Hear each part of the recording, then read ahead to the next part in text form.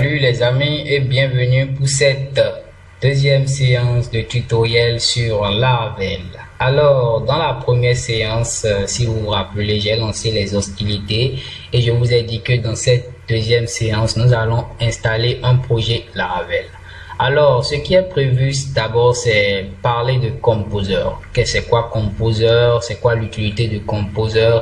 Ensuite, mettre en place Laravel sur notre machine. Je vous dirai toutes les différentes étapes à mettre en œuvre pour pouvoir avoir Laravel fonctionnel de manière rapide et très brève sur votre ordinateur. Et je finirai par vous présenter l'architecture d'un projet Laravel. Alors, sans plus tarder, commençons. Alors, Composer, comme vous le voyez là, c'est un gestionnaire de dépendance. C'est quoi un gestionnaire de dépendance? C'est-à-dire, je vais vous donner un exemple palpable et vous pourrez comprendre de quoi je parle. Alors, quand je prends par exemple la plupart de nos projets PHP, nos projets web que nous avons envie de réaliser, nous avons envie d'implémenter plusieurs fonctionnalités dont les plus basiques sont par exemple l'envoi de mails, la manipulation des images. Alors, si je voulais coder avec du PHP brut, c'est-à-dire je suis obligé de recréer tout ce code-là, c'est-à-dire la partie mail, la partie manipulation de photos. Du coup, ça me prend un temps énorme à écrire tout cela. Donc, il faut noter que au niveau de PHP, déjà au niveau de la communauté des développeurs, plusieurs personnes développeurs ont déjà conçu des librairies qui sont disponibles sur le net et qui nous permettent déjà d'implémenter directement cela. Donc, je suis en train de vous faire le rapport directement entre Composer qui est un gestionnaire de dépendance. Donc, qu'est-ce qu'il y a par dépendance? Par exemple, ici, nous avons l'application SwiftMailer qui nous permet de gérer tout ce qui a rapport au mail, c'est-à-dire les parties envoi de mail pour confirmation de mot de passe, pour oubli de mot de passe, bref, tout ce qui a rapport à l'authentification. Donc, au lieu de réinventer la roue pour créer un nouveau service mail, vous avez déjà SwiftMailer qui implémente tout ça. Donc, au niveau aussi de la partie gestion des images, pouvoir manipuler tout ce qui a rapport aux images et tout, avoir des pixels, manipuler les pixels. Nous avons Glade. Glade qui est une librairie intéressante qui nous permet de faire tout ce qui a rapport à le design, les images que nous pouvons manipuler au niveau de notre site. Alors, je vous fais directement le lien entre ces deux trucs que je viens de souligner et Composer. Alors, il faut noter que, comme je l'ai dit, SwiftMailer, c'est une dépendance, ça sera une dépendance de notre application à partir du moment où nous voudrons implémenter, par exemple, un service mail dans notre application. Donc, SwiftMailer, par exemple, sera une dépendance de notre application. La même chose que Glade. Glade sera aussi une dépendance de notre application. Maintenant, toutes ces dépendances-là sont gérées avec quoi? Avec, comme vous pouvez le deviner, Composer, d'où le nom gestionnaire de dépendance qui est attribué à Composer.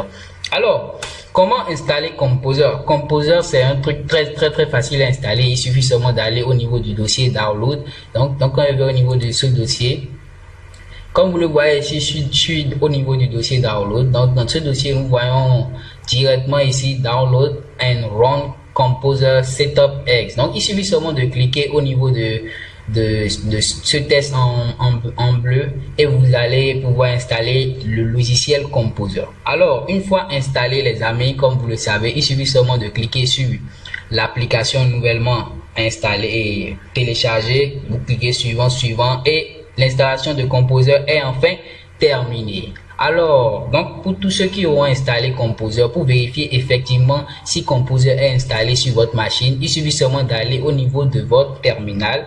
Donc là, moi je suis sur mon terminal, je vais l'effacer. Donc, je vais taper Composer version. Cela me permettra de connaître la version de mon Composer. Donc, je clique sur Entrée et on attend quelques minutes pour voir la version de Composer. Alors, comme vous le voyez, moi j'ai un Composer 1.3.1 qui est ma version de Composer, je pense qui est l'avant-dernière version, mais si vous venez de l'installer, vous allez avoir la nouvelle version, ce qui ne va pas nous déranger dans cette vidéo. Alors, passons maintenant à l'installation de Laravel qui est le but de notre tutoriel surtout. Alors, comment installer Laravel? Vous allez au niveau de la documentation de Laravel. Alors, comme je vous l'ai dit, ici, Laravel est vraiment un framework bien détaillé qui implémente beaucoup de fonctionnalités et qui a une documentation assez limpide. Donc, comment installer Laravel? Alors, je suis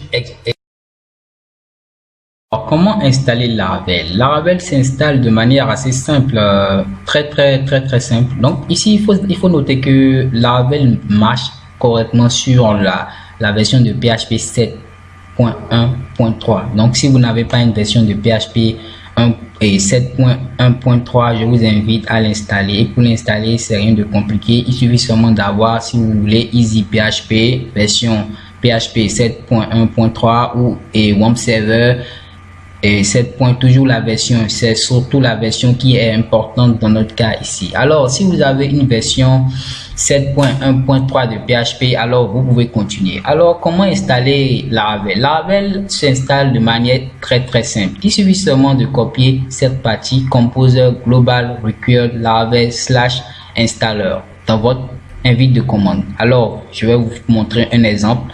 Donc je copie cette partie Composer Global Required Laravel Installer que je vais mettre au niveau de mon invite de commande. Alors une fois là, vous validez. Si vous validez, vous allez voir, il va installer une série de dépendances. Moi je l'ai déjà sur ma machine, donc je n'ai plus besoin de le réinstaller. Donc pour ceux qui n'ont pas, vous tapez cette commande, vous cliquez sur la touche entrée et vous laissez Laravel s'installer de manière globale sur votre machine. Alors une fois cela fait, nous avons maintenant la possibilité de pouvoir créer un projet Laravel. Comment créer un projet Laravel? Laravel se crée de manière très simple, de deux manières. Donc pour ceux qui ont déjà Laravel installé sur leur machine, il suffit seulement de cliquer Laravel New Block. Cela veut dire quoi? Ça veut dire Laravel déjà c'est installé. Donc ça veut dire, s'il te plaît Laravel, crée-moi un nouveau projet du nom de blog. Alors là, quand vous le tapez, effectivement, il vous sort toutes les dépendances et vous verrez une fois fini que le dossier blog est effectivement sur votre machine. Donc deuxième manière de le faire ici, c'est de copier aussi cette partie Composer Create Project Prefect Laravel / Laravel blog. Alors c'est vrai que c'est long, mais c'est une manière assez globale de le faire. Donc qu'est-ce que ça veut dire? Ça veut dire Composer, s'il te plaît, installe-moi, crée-moi un projet du nom de blog sur mon ordinateur. Donc en le faisant, je vous recommande d'utiliser cette dernière méthode. C'est vrai que c'est long, mais c'est une manière assez globale de le faire. Mais pour ceux qui sont paresseux, il y a aucun problème aussi à utiliser la première méthode. Alors je vous invite à copier cette partie du code et à le mettre au niveau de votre invite de commande. Alors je vais effacer celui-ci. Une fois effacé, je pourrai exécuter cette commande que je vous ai dit. Alors vous voyez, je l'ai collé au niveau de mon invite de commande et je valide. Donc une fois que vous validez, vous allez voir que il va vous télécharger une suite de dépendances et le dossier Laravel blog sera installé. Donc je vous invite à l'installer. Donc comme je vous l'ai dit, il est indispensable d'avoir une version 7.1.3 de PHP avant de faire tout ceci. Donc sans plus tarder, je vais vous présenter l'architecture, c'est-à-dire si vous finissez d'installer cela, vous ouvrez le dossier avec l'un des éditeurs que vous avez. Moi j'ai Sublime Text par exemple, donc je vais le mettre au niveau de Sublime Text.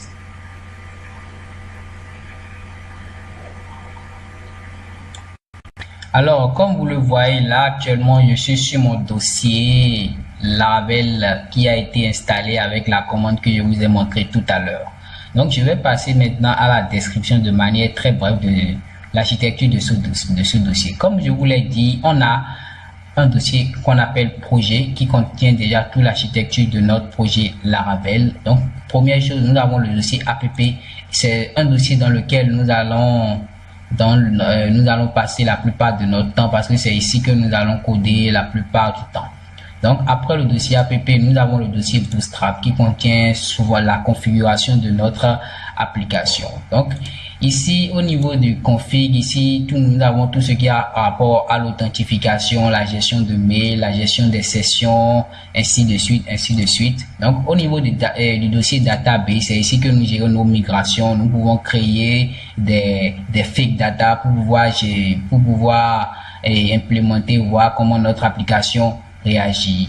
Donc, à part ça, nous avons le dossier public qui est le dossier que nous allons mettre en ligne. Je vous le disais, le dossier public, c'est un dossier qui sera mis sous notre serveur une fois notre application terminée. Donc, du coup, il faut noter que toute la logique de notre application se passe ici. Donc, vous voyez aussi, il fait appel à la plupart des dossiers, surtout le dossier APP pour pouvoir gérer l'affichage des données, ainsi de suite, ainsi de suite. Et aussi, nous avons ici la possibilité d'insérer nos dossiers CS, nos fichiers CSS, d'insérer des fonts, ainsi de suite. Donc, tout ce qui a rapport à la partie vue sur le site se gère au niveau de public. Donc, à part ça, nous avons le dossier ressources qui compose déjà toutes les langues, les vues. Donc, ici, au niveau des vues, nous avons un peu de tout. Bon, je vais revenir sur cette partie dans le prochain tutoriel et je vais vous expliquer en détail ce qu'il y a au niveau de cela. Donc, à part ça, on a la partie storage qui est toute la partie stockage de données et la partie logo de notre application, juste pour citer que cela. Donc, ici, au niveau de texte, c'est tout ce qui a rapport au texte. Donc, nous pouvons effectuer directement des textes sur notre application pour voir comment cela réagit. Le dossier, le fichier env, c'est un fichier très important ici qui nous permet de pouvoir configurer la partie comment je vais vous dire, la partie connexion à notre base de données, oui, à la connexion à la base de données, comme vous le voyez, database. Bon, je reviendrai sur cela un peu plus tard. Donc ici, Composer, JSON par exemple, ici ça comporte en bref toutes les bibliothèques concernant notre application et vous pouvez aussi installer d'autres bibliothèques, ainsi de suite, ainsi de suite. Donc, à part cela, je reviendrai sur tout le reste de ces tutos, de ces fichiers, dans la pratique quand nous allons débuter. Alors les amis, merci d'avoir suivi cette deuxième série de tutos et cette deuxième séance de tutoriel sur Laravel et merci de mettre vos remarques en commentaire, de liker cette vidéo si vous l'avez vraiment aimé et si vous avez eu de problèmes de me les souligner. Sinon, merci et passez une bonne soirée.